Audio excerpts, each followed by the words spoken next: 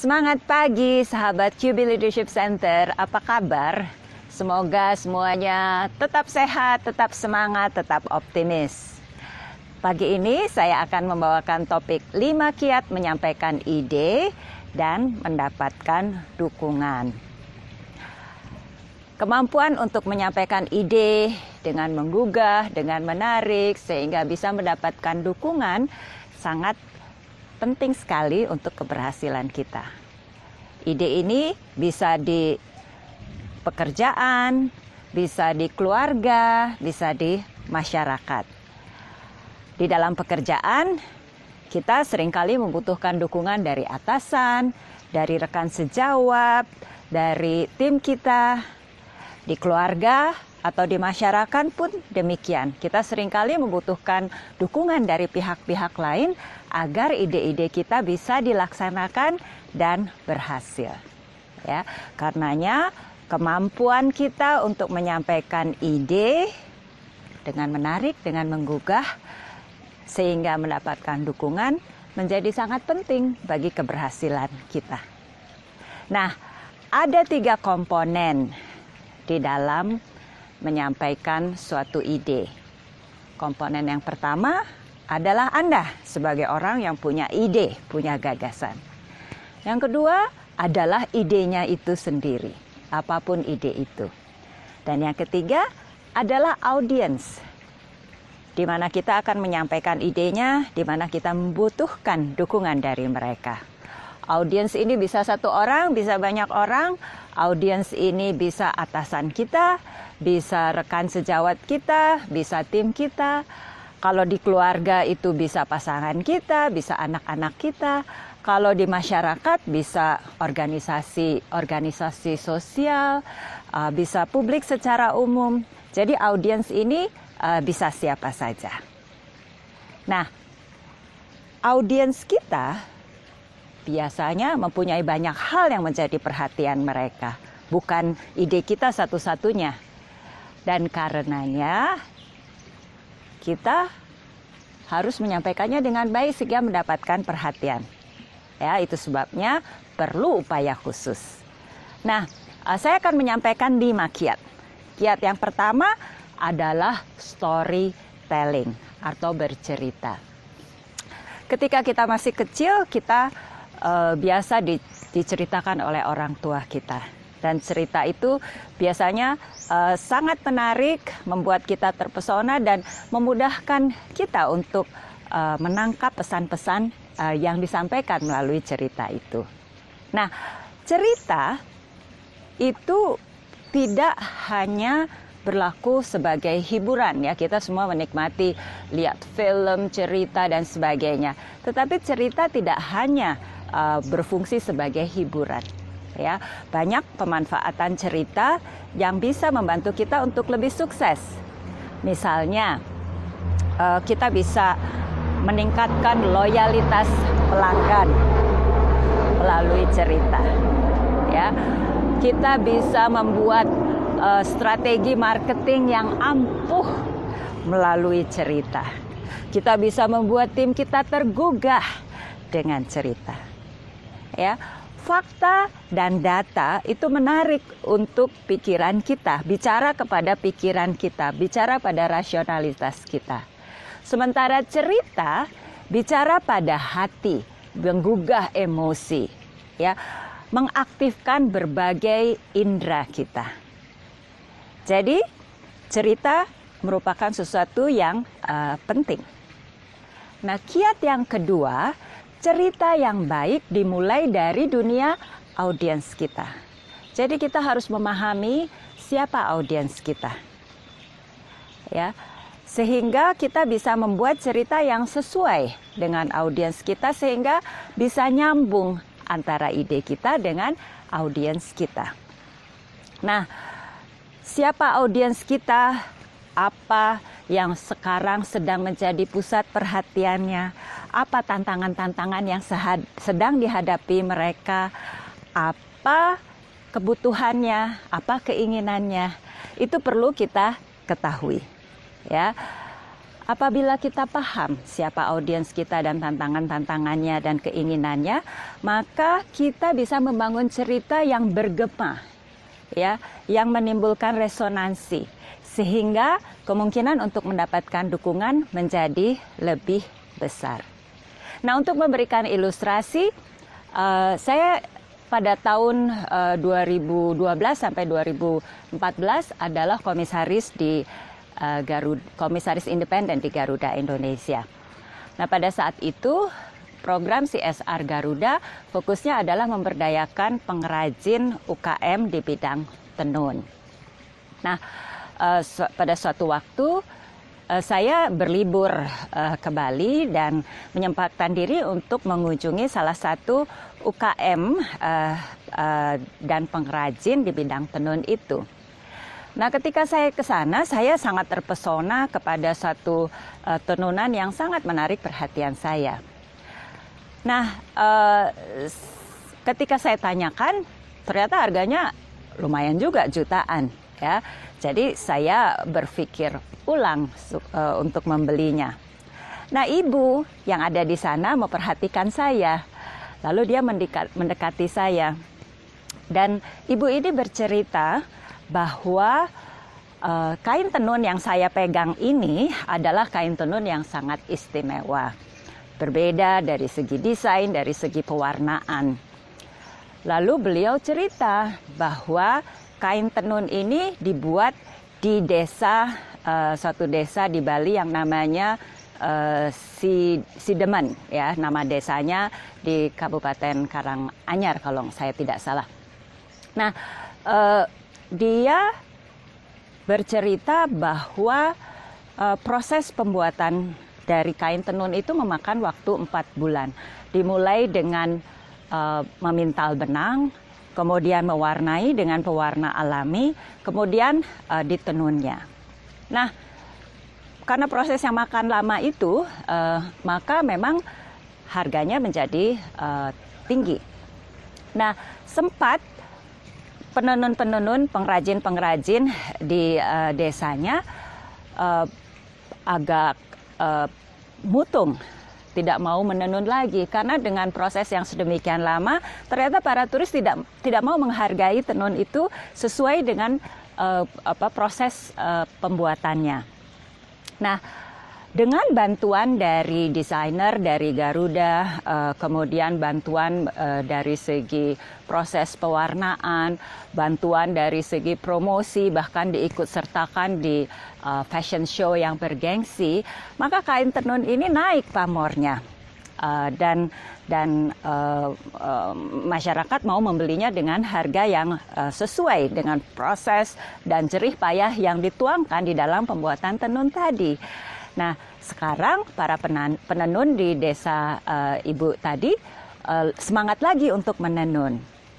Nah, setelah mendengar cerita itu, setelah melihat proses pembuatannya, setelah mendengar bahwa penghargaan yang tinggi kepada karya seni ini membuat para pengrajin itu semangat lagi meneruskan tradisi turun-temurun untuk menenun.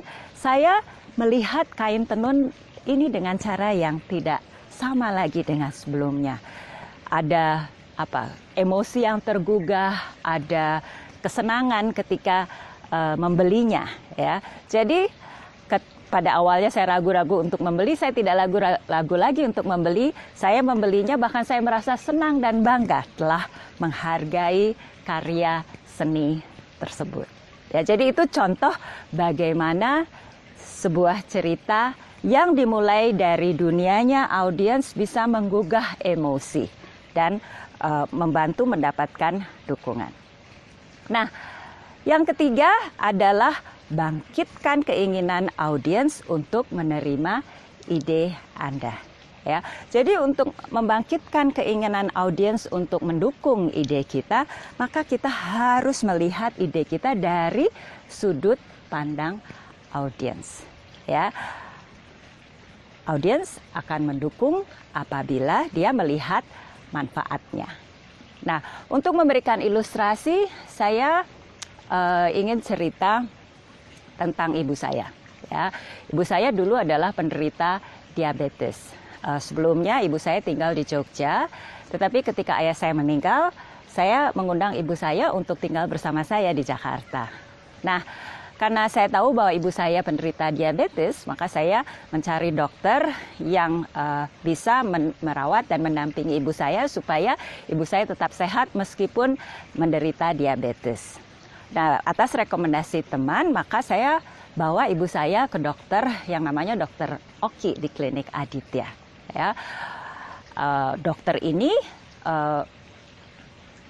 sangat baik, ramah, dan sangat menyenangkan diajak bicara.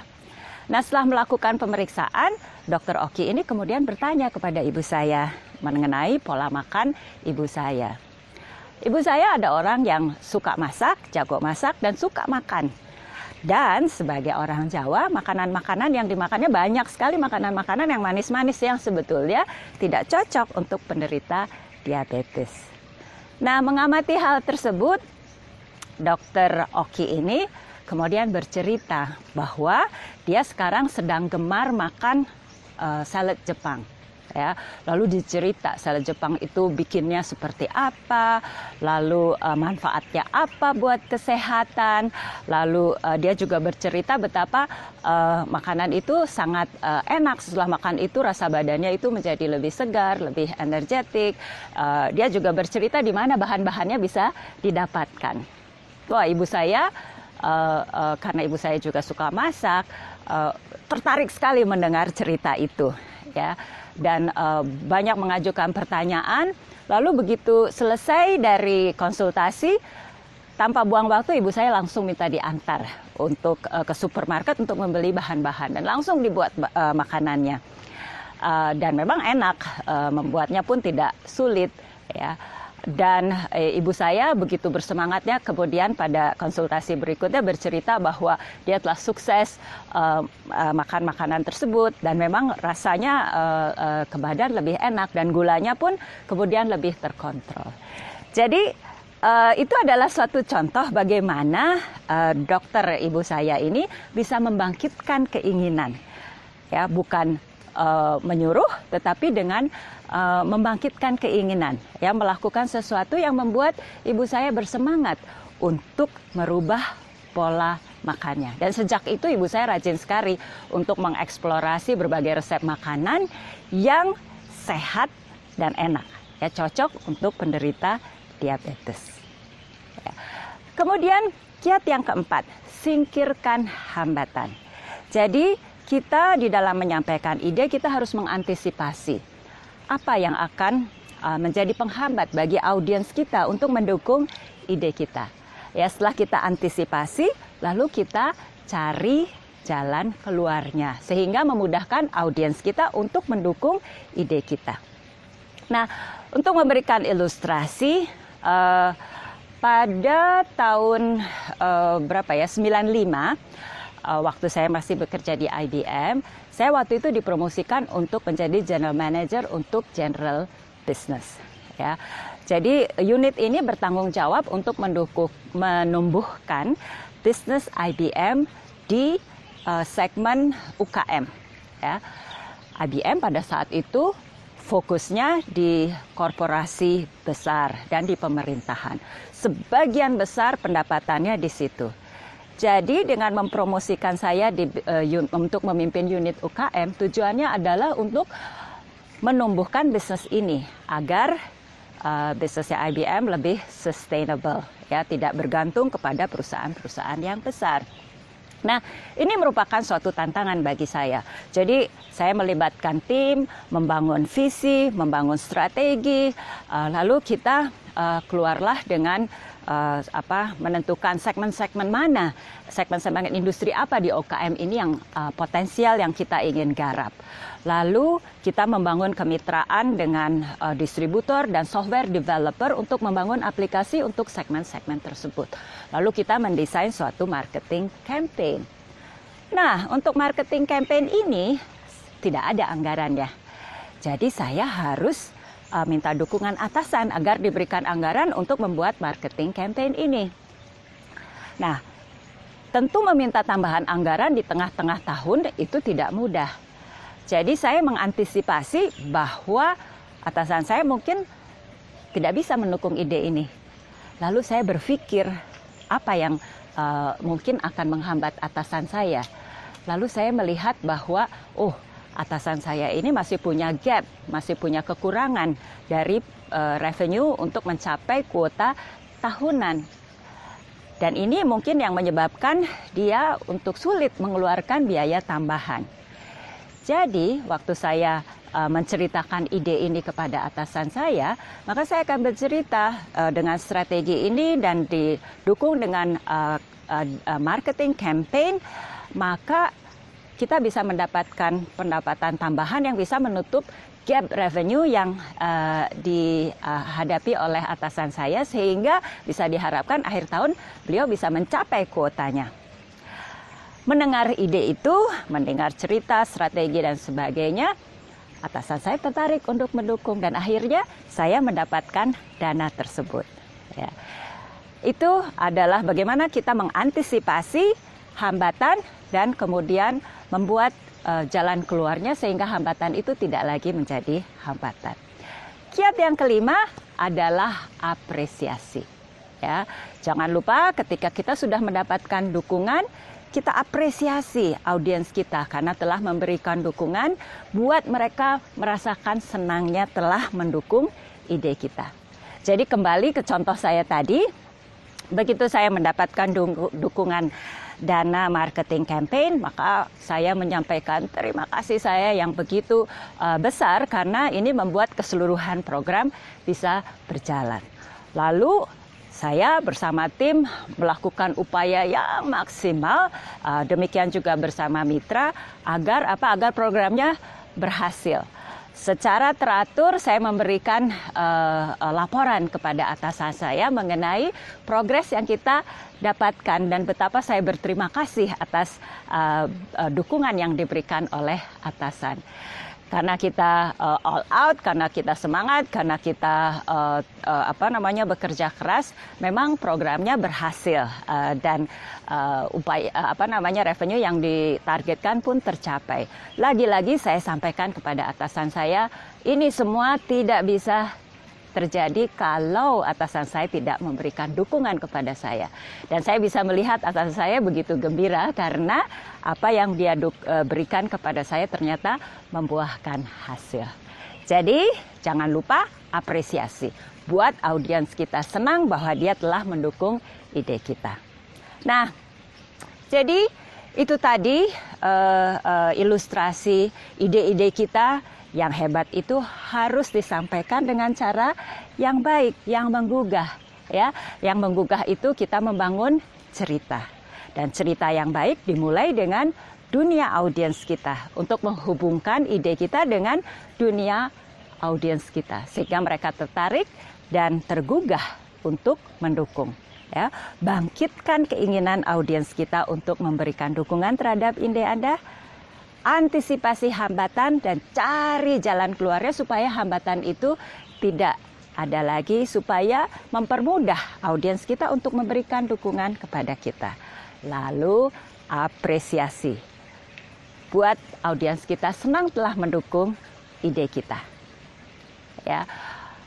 Audiens kita bisa siapa saja. Jadi ini bisa digunakan di dalam dunia kerja, di keluarga, di masyarakat. Selamat mencoba, semoga Anda semua berhasil merealisasikan ide-ide Anda dan mendapatkan dukungan yang dibutuhkan. Jangan lupa subscribe kepada video ini, saya seminggu sekali mengeluarkan video-video baru dan sampai ketemu lagi di video berikutnya.